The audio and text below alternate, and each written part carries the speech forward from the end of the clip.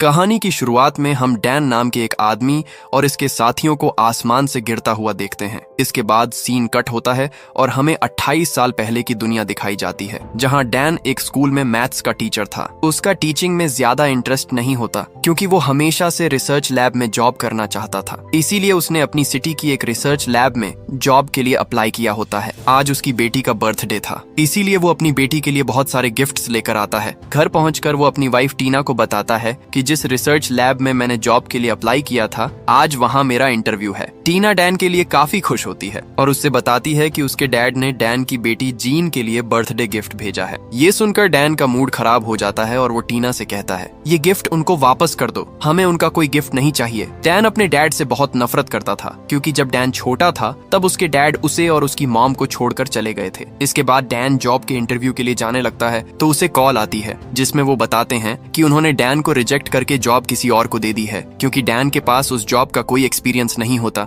ये सुनकर डैन को बहुत गुस्सा आता है और अपना कंट्रोल खो बैठता है। इसके बाद वो घर वापस आकर जीन्स और एमी के साथ टीवी पर फुटबॉल मैच देखने लग जाता है। वो अपना मूड ठीक करने के लिए अपनी बेटी के साथ बातें करता है। तभी मैच के दौरान ही अचानक एक पोर्टल खुलता है जिसमें से काफी सारे आर्मी सोल्जर्स बाहर आते हैं। इनकी कैप्टन लोगों को बताती है कि हम फ्यूचर से आए हैं जहां 2050 में हमारी जंग छिड़ गई है। इनके दुश्मन बहुत खतरनाक हैं। वो ये भी बताती है कि हम ये फाइट हार रहे हैं। वो लोगों से मदद मांगती है ताकि ये लोग फाइट जीत सकें, वरना 1 साल बाद पूरी दुनिया से इंसानों का नामो निशान मिट जाएगा। इस इंसिडेंट के बाद सभी देश इसे सीरियस लेते हैं और आम लोगों को आर्मी में भर्ती करके फ्यूचर में जंग लड़ने के लिए भेजते हैं। लोगों को 7 दिन के लिए फ्यूचर में भेजा जाता था। जो लोग फ्यूचर में जंग लड़ने के लिए जाते थे उनमें से कुछ लोग ही वापस लौट पाते थे, बाकी जंग में मारे जाते। इसलिए लोग अब फ्यूचर की जंग में जाने से डरने लगे थे। जीन भी ये खबर सुनकर रोने लगती है क्योंकि उसे लगता है कि मिलिट्री वाले इसके डैड को भी फ्यूचर की जंग में भेज देंगे, लेकिन डैन उसे तसल्ली देता है कि मैं तुम्हें छोड़कर कहीं नहीं जाऊंगा। अगले दिन जब डैन क्लास में बच्चों को पढ़ा रहा था तो उसके मोबाइल पर एक मैसेज आता है जिसमें उसे आर्मी के रिसर्च सेंटर में बुलाया जाता है। जब वो वहां पहुंचता है तो उसे कुछ नहीं पता होता कि यहाँ क्या हो रहा है। तभी वहां एक डॉक्टर उसका बाजू एक मशीन में डालता है। डैन को पता चल जाता है कि आर्मी वाले उसे लड़ने के लिए फ्यूचर में भेजने वाले हैं। इसके बाद एक सोल्जर डैन को बताती है कि आपके सारे टेस्ट पॉजिटिव आए हैं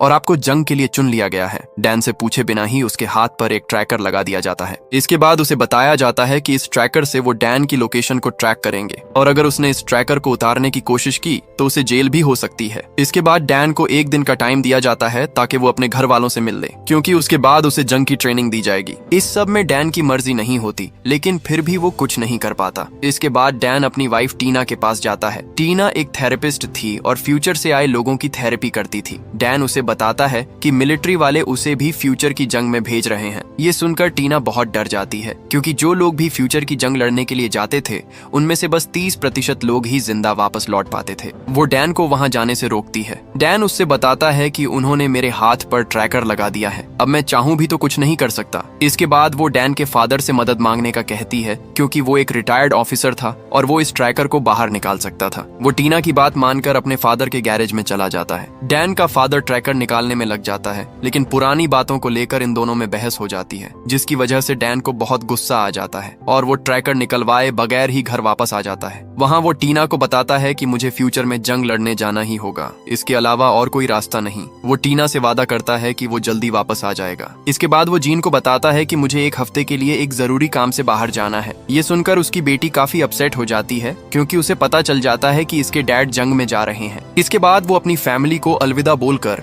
आर्मी के रिसर्च सेंटर में चला जाता है। यहाँ और भी काफी लोग थे जो डैन के साथ फ्यूचर में जाने वाले थे। इन सबको आर्मी जैकेट्स दी जाती हैं और इसके बाद इनको जंग के बारे में जरूरी जानकारी दी जाती है और इन सबको मुश्किल वक्त में काम आने वाली टेक्निक्स के बारे में भी बताया जाता है। तभी वहाँ एक लड़की कैप्टन से पूछती है कि आखिर हमारा दुश्मन है कौन, हम लोग किसके साथ जंग लड़ने जा रहे हैं। तो कैप्टन उनको बताती है कि जब तुम लोग वहाँ जाओगे तो तुम्हें पता चल जाएगा, हम लोग तुम्हें नहीं बता सकते क्योंकि अगर लोगों को पता चल गया कि हमारा दुश्मन कौन है तो लोग डर की वजह से कभी भी जंग लड़ने नहीं जाएंगे। वहाँ एक चार्ली नाम का आदमी डैन का काफी अच्छा दोस्त बन जाता है। जब ये दोनों बातें कर रहे होते हैं तभी एक इमरजेंसी अलार्म बजता है और सभी लोगों को अभी के अभी फ्यूचर में जाने के लिए ऑर्डर दिया जाता है। डैन कैप्टन से पूछता पूछता है कि हम तो 7 दिन बाद जाने वाले थे। तो कैप्टन बताती है कि दुश्मन ने हमारी रिसर्च लैब पर अटैक किया है। अगर उन्होंने लैब तबाह कर दी तो हम सभी मर जाएंगे, इसीलिए अभी जाना जरूरी है। इसके बाद सभी को इकट्ठा करके फ्यूचर में भेज दिया जाता है। इस प्रोसेस के दौरान सिस्टम में कुछ खराबी आ जाती है, जिसकी वजह से वो लोग जमीन तक नहीं पहुंच पाते और आसमान से ही नीचे गिरने लगते हैं। डैन और कुछ लोग एक स्विमिंग पूल में गिरते हैं और बाकी के लोग जमीन पर गिरने की वजह से मारे जाते हैं। ये देखकर वो सभी दंग रह जाते हैं, क्योंकि इनके दुश्मन इंसान नहीं बल्कि बहुत खतरनाक एलियंस थे। इसके बाद हम फ्यूचर की दुनिया की कैप्टन को देखते हैं, जो बचे हुए लोगों से कांटेक्ट करके उन्हें रिसर्च लैब का एड्रेस देती है और बताती है कि इन्हें वहां जाकर फंसे हुए लोगों को बचाना होगा। जब डैन अपनी टीम के साथ लैब पहुंचता है तो वो देखते हैं कि एलियंस ने सभी को मार दिया था और अब कोई जिंदा नहीं बचा। ये सुनकर कैप्टन को काफी दुख होता है।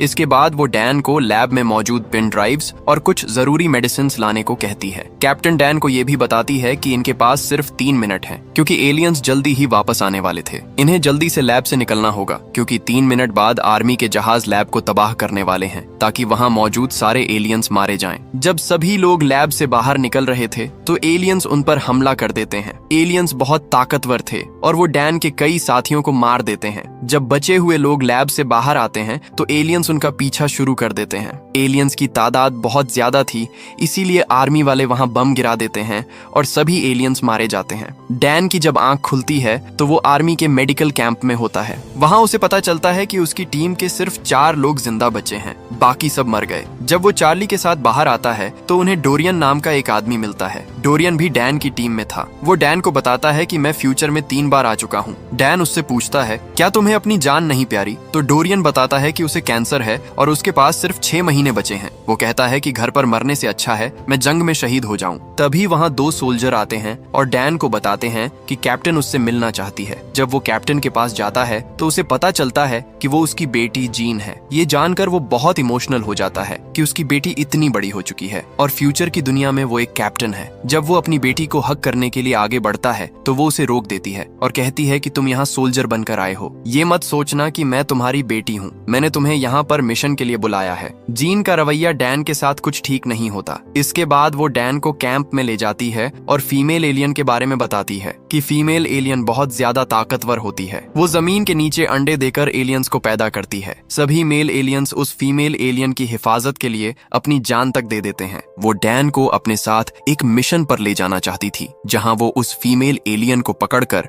उसका डीएनए निकालकर जहर बनाना चाहती थी, जिससे सभी एलियंस को मारा जा सके। वो ये भी बताती है कि अगर फीमेल एलियन को मार दिया जाए तो और एलियंस पैदा नहीं होंगे, जिससे हम बाकी बचे हुए एलियंस को मारकर ये जंग जीत जाएंगे और दुनिया को बचा लेंगे। इसके बाद वो उस जगह पर पहुंच जाते हैं जहां फीमेल एलियन रहती थी। वो डैन से कहती है कि तुम हेलीकॉप्टर में ही रुको, मैं नीचे जाती हूँ और फीमेल एलियन को पकड़ने में सोल्जर्स की मदद करती हूँ। वो फीमेल एलियन को पकड़कर पिंजरे में डालने की कोशिश करते हैं, लेकिन वो बहुत ताकतवर थी। वो काफी सोल्जर्स को घायल कर देती है। फीमेल एलियन के चिल्लाने की वजह से बाकी एलियंस को भी पता चल जाता है और वो सभी उनकी तरफ आने लगते हैं। ये देखकर डैन भी घबरा जाता है, क्योंकि उसकी बेटी जीन अब खतरे में थी। वो हेलीकॉप्टर से नीचे उतरकर फीमेल एलियन को पकड़ने में सोल्जर्स की मदद करता है। इसके बाद इस एलियन को एक हेलीकॉप्टर की मदद से वहां से निकाल लिया जाता है। तब तक सभी एलियंस भी वहां पहुंच जाते हैं और वो बाकी हेलीकॉप्टर्स पर हमला करके उन्हें तबाह कर देते हैं। इसीलिए वो दोनों वहां से एक गाड़ी पकड़कर निकलने लगते हैं। एलियंस भी इनका पीछा कर रहे थे, लेकिन ये दोनों किसी तरह जान बचाकर वहां से निकल जाते हैं और एक बीच के पास पहुंचते हैं। गुस्से में जीन डैन को कहती है कि मैंने तुम्हें हेलीकॉप्टर में रुकने के लिए कहा था, तुम नीचे क्यों आए? वो बताता है कि मैं तुम्हारी मदद करना चाहता था, क्योंकि तुम मेरी बेटी हो और मैं तुमसे बहुत प्यार करता हूँ। इसके बाद वो जीन से पूछता है कि तुम मुझसे इतनी नफरत क्यों करती हो? वो बताती है कि मैं जब छोटी थी तो आप मुझे और मॉम को छोड़कर चले गए। मैंने और मॉम ने आपका बहुत इंतजार किया, लेकिन आप कभी वापस नहीं आए। दोनों बहुत इमोशनल हो जाते हैं। फिर जीन बताती है कि हमें मिशन पूरा करना होगा। इसके बाद ये दोनों मिलिट्री लैब में जाते हैं, जहाँ उस फीमेल एलियन को पकड़कर लाया गया था। वहाँ जाकर जीन उस एलियन का ब्लड सैंपल लेती है, ताकि एलियन के खून से कोई ऐसा जहर तैयार कर कर सके जिससे इन सभी एलियंस को मारा जा सके। वो एलियन के खून के टेस्ट करती है और जहर बनाने में कामयाब हो जाती है। इसके बाद वो डैन से कहती है कि हम और ज्यादा जहर नहीं बना सकते क्योंकि हमारे पास अब ज्यादा स्टॉक नहीं बचा, इसलिए आपको ये जहर लेकर प्रेजेंट में जाना होगा और इसकी कॉपीज तैयार करनी होंगी ताकि हम इस जहर से सभी एलियंस को मार सकें। डैन जीन से कहता है कि तुम मुझे ही क्यों भेजना चाहती हो, तो वो बताती है कि डैड, मुझे सबसे ज्यादा यकीन आप पर ही है। मैं आपके अलावा किसी और पर ट्रस्ट नहीं कर सकती क्योंकि आप मेरे डैड हो। इसके बाद डैन कहता है कि बेटा, मैं तुम्हें यहाँ अकेला छोड़कर नहीं जा सकता क्योंकि ये एलियंस बहुत खतरनाक हैं। तो जीन बताती है कि डैड, हमारे पास कोई और रास्ता नहीं है, आपको प्रेजेंट में जाना ही होगा ताकि इस जंग को खत्म किया जा सके। डैन जीन की बात मान लेता है। इसी दौरान वो फीमेल एलियन जोर जोर से चिल्लाने लगती है, जिसकी आवाज सुनकर बाकी सारे एलियंस भी उसे बचाने के लिए लैब पर अटैक कर देते हैं। ये दोनों यहाँ से निकलने की कोशिश करते हैं, लेकिन तभी वो फीमेल एलियन जीन पर अटैक कर देती है, जिससे वो जख्मी हो जाती है। डैन जीन से कहता है कि मैं तुम्हें यहाँ छोड़कर नहीं जाऊंगा, लेकिन जीन डैन से कहती है कि आपको जाना होगा। मेरा बर्ताव आपके साथ अच्छा नहीं था और मैं आपके साथ गुस्से से बोली। मुझे इन सब के लिए माफ कर देना। मैं बस आपसे नाराज थी। मैं आपसे बहुत प्यार करती हूँ। डैन का टाइम भी खत्म होने वाला था, जिसके बाद वो प्रेजेंट में जाने वाला था। तभी वो फीमेल एलियन जीन को अपनी तरफ खींच लेती है। डैन जीन को बचाने के लिए उसके पीछे जंप लगा देता है। तब तक डैन का टाइम भी खत्म हो जाता है और वो प्रेजेंट में आकर गिरता है। जब उसे होश आता है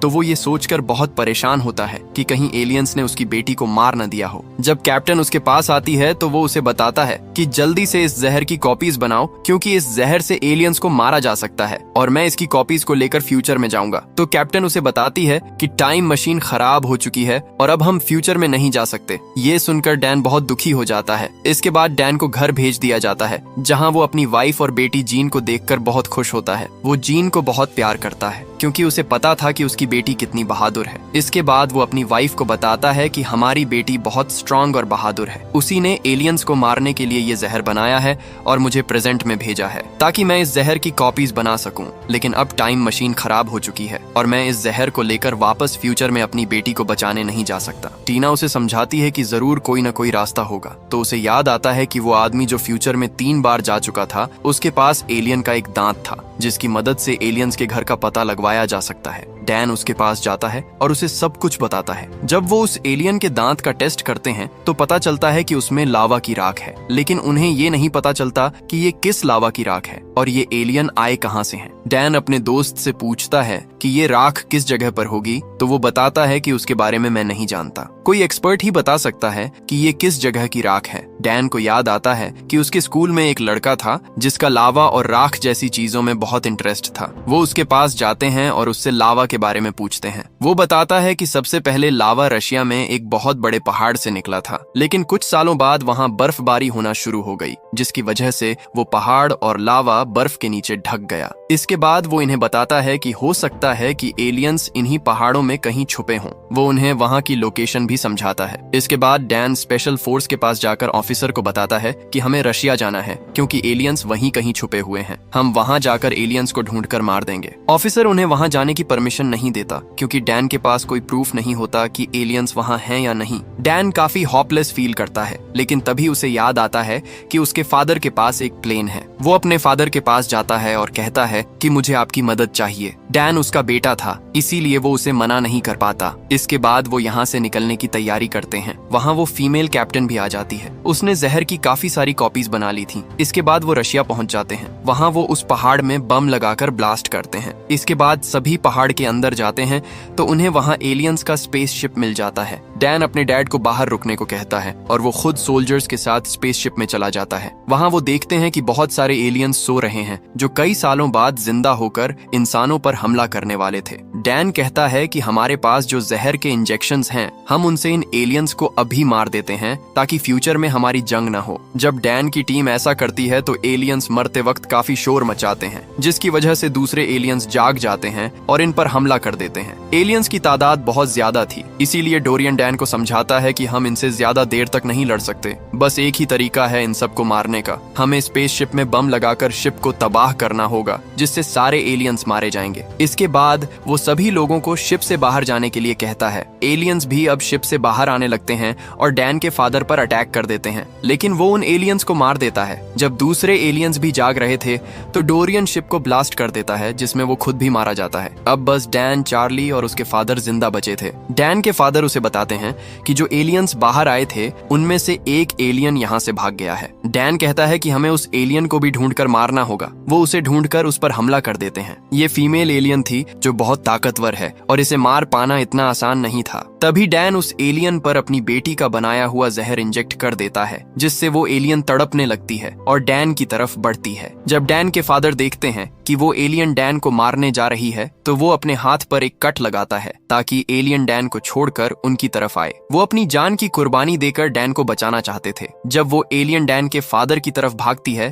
तो डैन जहर उसके मुंह में डाल देता है, जिसकी वजह से वो तड़पने लगती है और नीचे गिरकर मर जाती है। इसके बाद सभी घर वापस आ जाते हैं, जहां डैन के साथ उसके फादर भी थे। वो जीन से मिलकर बहुत खुश होते हैं। डैन अपनी बेटी से वादा करता है कि आज के बाद वो कभी भी उसे छोड़कर नहीं जाएगा, और इसी के साथ ये कहानी खत्म हो जाती है। अगर वीडियो पसंद आई हो तो लाइक और चैनल को सब्सक्राइब करना मत भूलना।